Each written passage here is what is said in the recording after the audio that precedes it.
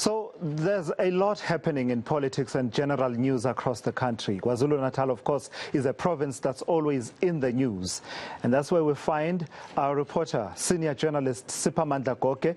He's always on the road, always tracking those major developments in the country with his signature style of journalism. And he'll be a regular contributor here on the Intel and alternate eNCA as well for this particular show. Sipa, so much happening in KwaZulu-Natal. Let's start with the tragic developments that transpired yesterday coming out of Inanda, where people were shot during an ANC meeting in Durban. Indeed, that's the most tragic news that we've been reading about, hearing about, this region of the ANC in eThekwini, which is the party's biggest region, by the way, nationally. We have seen these violent attacks on members of the governing party and leaders of the governing party. But what happened yesterday in Ward 54 in Inanda is really shocking. If you take into account that these are members of the governing party and members of the community who had gone there to exercise their democratic right of continuing with the process of nominating a candidate that will represent them in the upcoming local government elections. In the process of exercising that right, while they were queuing basically to vote on that, because the process had to be rerun in the past, there were issues and disputes there in terms of which candidate is preferred by the community.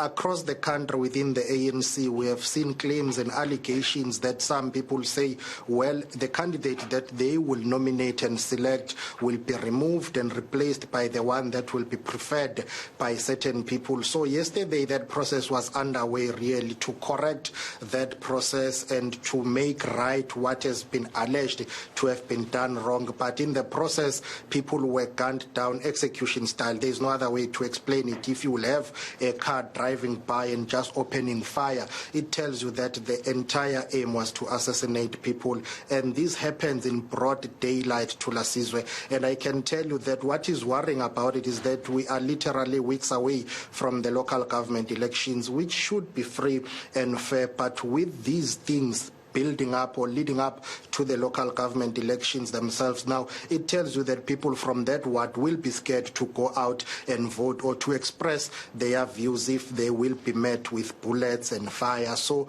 it's really shocking. It shouldn't have happened, but it's the nature of politics these days. We have seen this happening. It's been going on for a while, especially in KwaZulu-Natal. The eThekwini region has been plagued by these political killings. Our viewers would recall that the province itself has had to have a commission of inquiry. If my memory serves me well, it was the Mwerane Commission of Inquiry that was looking into political killings in KwaZulu-Natal. And one of the things that emerged out of the findings of that commission was the issue of positions of power at a local government level, councillor positions, as well as positions when it comes to deployments to provincial government, local government. And it emerged that is at the center of these political killings that we have been seeing in KwaZulu-Natal. But even Sihle Zikalala, who is the chairperson of the ANC in KwaZulu-Natal, did say that it looks like this is politically motivated. Of course, they are calling on the police to investigate. But let's take a listen to what Sihle Zikalala had to say about this shocking incident. We're deeply shocked, concerned and saddened by this brutal assassination of innocent citizens. We believe this is the work of the thuggish element that kill with impunity. We must not allow them to find place to hide in the province of KwaZulu-Natal. The killings bear the hallmarks of a desperate effort to use intimidation and violence as a way of frustrating the will of the people and subvert our democracy. We call on the police to hunt down the criminal elements who thrive on such violence. There is no election or vote that is worth the blood of our innocent citizens. We call upon the community to unite and work with the police to expose those who seems to believe that winning an election or becoming a candidate must happen at all costs, even if it means jumping over the corpses of innocent people. So, yeah, obviously now, Siphamandla, there are calls for the task team that had been established to investigate political violence to lead the investigation in as far as this is concerned. Let's move away a little bit from this story. Of course, we will continue to track it over the coming days and coming weeks, Siphamandla. The other underreported story really is around the role played in South African politics by the late Zanele Msibi. She has been laid to rest, and it would seem that she leaves a void within the National Freedom Party, doesn't she? How big was her contribution to the political landscape in reflection now?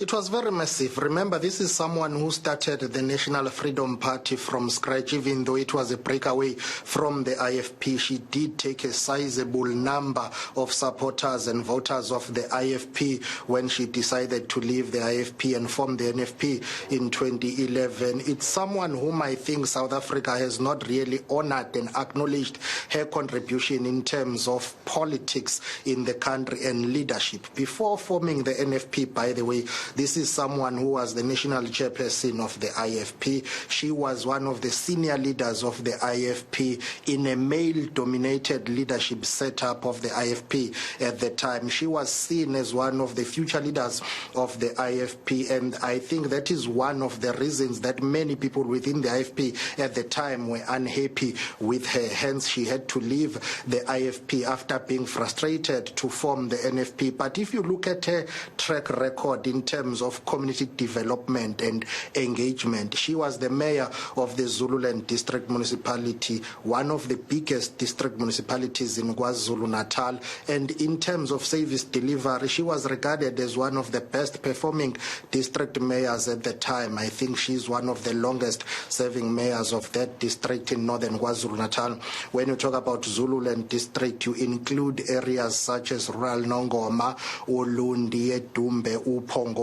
So she really worked hard in ensuring that she was pushing service delivery. And even when she formed the NFP, it was not only represented in the KwaZulu-Natal legislature, but even in provincial legislatures such as the Northwest, Mpumalanga, and even nationally, she was able to gain more votes for her to be represented there. And she was later, of course, appointed Deputy Minister of Science and Technology. That tells you that this is someone who did all she could at a time when it was difficult in a male-dominated political landscape to make sure that she makes her mark and her contribution. It's not surprising that many leaders who spoke during her funeral service were praising her for her contribution. But let's listen to what her daughter Kuku had to say about her.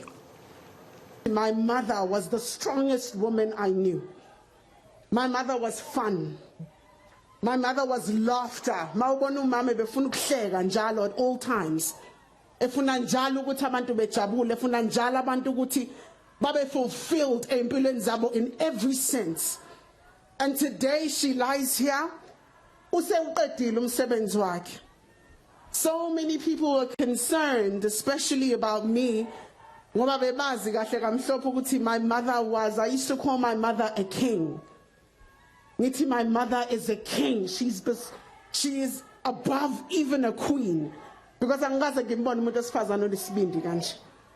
Namhlanje isibindi sakhe usiphile nathi. Sizoma namhlanje sizothi yengwayo njengabantwana bakho. Sizoqhubeka umsebenzi wakho. You fulfilled your mission. Usebenzile njinji. Usebenzile yengwayo. Ubasebenzelile abantu bakho. My mother worked hard for abantu. I think niyibonile obituary yakhe ukuthi umama bemsebenzela umuntu enganandaba ukuthi is it a millionaire, a billionaire noma umuntu onganalutho. Umama bebathanda abantu from umama odayisa ikabishe plaza to ubaba mdala onemali in the suburbs of Sandton. My mother did not pick, my mother did not choose who to work for. And today her work speaks for itself. Yeah, I mean, it was important to reflect on that story, Siphamandla, because there is a sense that, she really didn't get the credit that she deserves, regardless of whether you would agree with her ideologically and politically, that put that aside, but just her role and her contribution to South African politics is a historical fact. It will go into the history books as something that happened. She leaves a mark there. Just back to governing party politics, I see that there are a number of regional conferences of the ANC that are looming in the horizon. In fact, some of them already starting to roll into action, not only in KwaZulu-Natal, but also in other provinces. Just give me a sense of those that are coming up and why these regional conferences matter. Indeed, well, it's a number of them that are coming up in KwaZulu-Natal, not only in this province, but in other provinces as well. Let me tell you that in KZN, they matter because they will paint a picture about where the province is headed in terms of the provincial leadership in 2022, when the province of KwaZulu-Natal, the ANC, is set to have its provincial conference there. But not only in KZN, there is a number of provinces that are due to have their conferences. They include the Eastern Cape. If my memory serves me well, they have said that they are anticipating to convene their provincial conference in December 2021. Also in the Northwest, there is a provincial conference that is due there.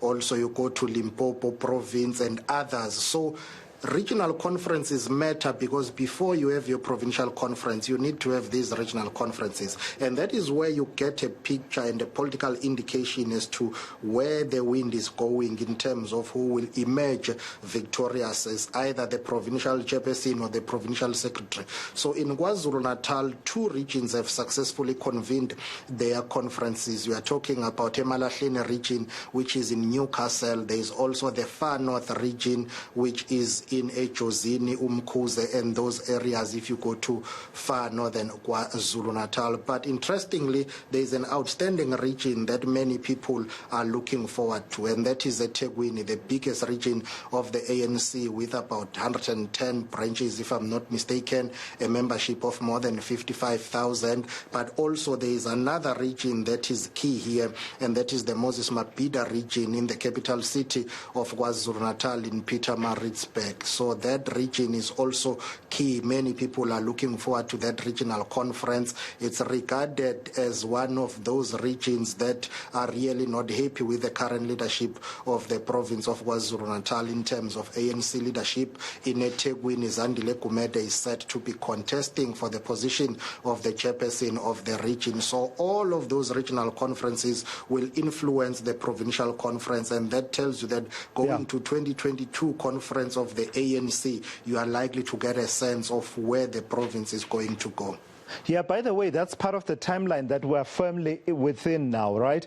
Given that at the end of next year, the leadership of Cyril Ramaphosa and others in the NEC will come before the branch delegates of the ANC once again, either for endorsement or for replacement, and therefore those regional conferences. You mentioned the province of the Eastern Cape, and it's got me thinking about what I was addressing in my intro there about, the culture that has crept in within the ANC. Remember the other one that was known as the Festival of Chairs? Festival of Chairs, absolutely. The Festival of Chairs. Well, unfortunately, that's how some of these provincial and regional conferences have come to be known and to be characterized. It is a fact, there is evidence. Even leaders of the ANC have considered that there is political violence in some of these conferences. And that conference in the Eastern Cape, by the way, if I remember correctly, Chulas, please do remind me here, I think it was NEC members Bundebele and Stumo Dlamini who were tasked with basically investigating what happened there, compiling a report of that conference, which became known as the Festival of Chairs, where many people were injured, others were taken to hospitals. So we really saw chairs flying there, people hitting each other. And it's not only in the Eastern Cape, it's been happening within or to other provinces as well. In KwaZulu-Natal, we have seen that happening, and in other provinces too.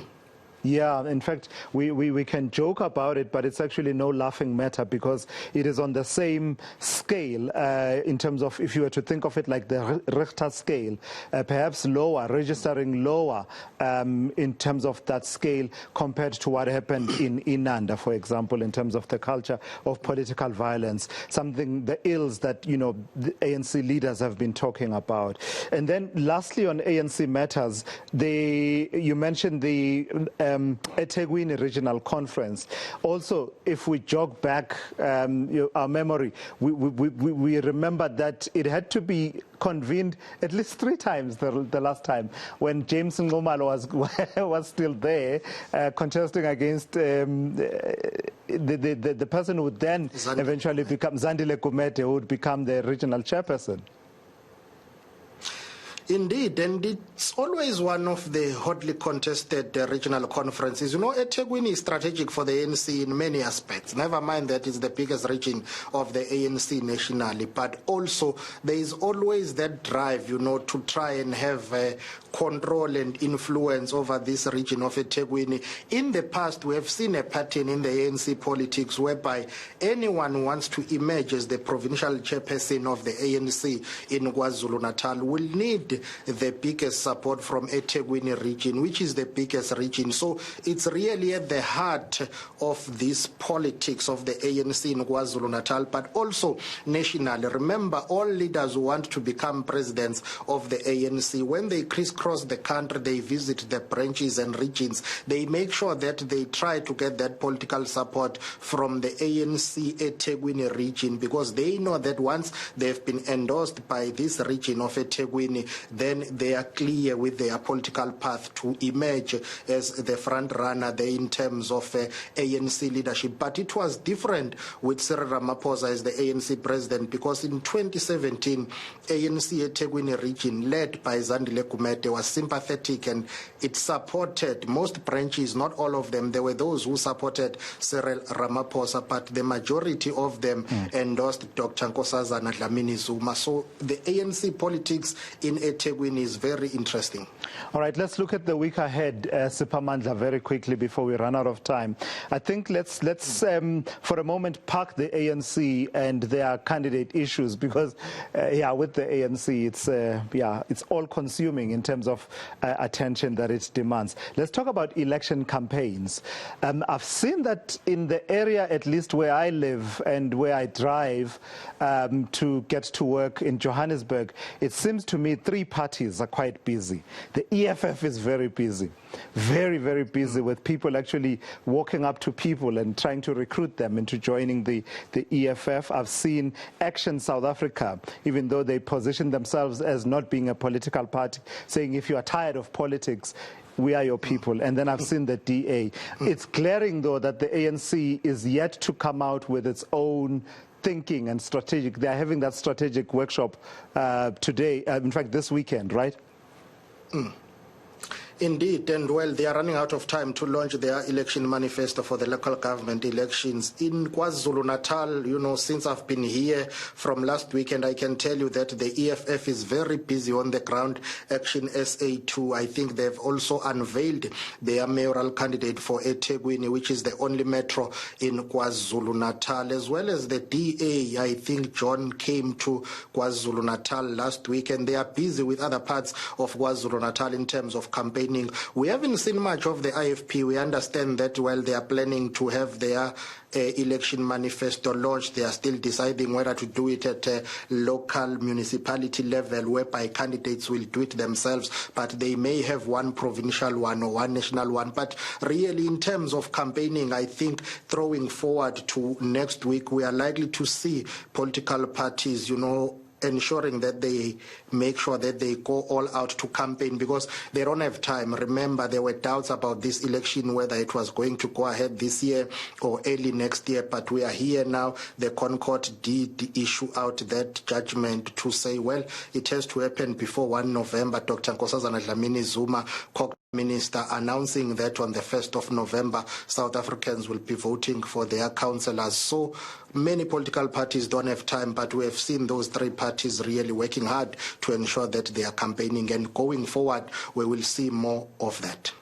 Lastly, Siphamandla, and very briefly, the issue around the medical parole of former President Jacob Zuma is unlikely to go away, is it, given that there's now threats of court action?